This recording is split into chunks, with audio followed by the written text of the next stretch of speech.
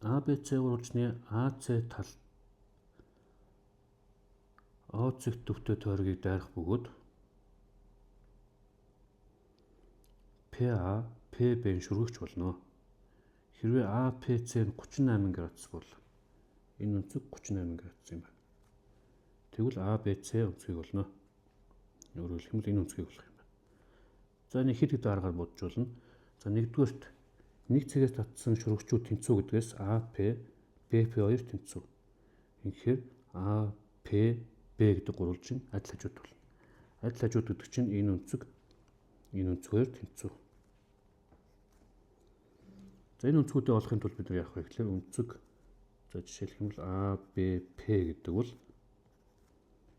180-аас гурвалжны дотор талын өнцгүүдийн нийлбэр 180 градусд тэндээс 38 градус буюу энэ өнцгөө хасаад тэгээд нөгөө үлдэж байгаа өнцгөний хоорондоо тэнцүү байх учраас 2 дахь очно. За эндээс хасах юм бол 142 градусыг хуваах нь 2 гэхлээр 71 градус гэж гарч ирнэ. Тэгэхээр энэ дээр 71, энд нь 71.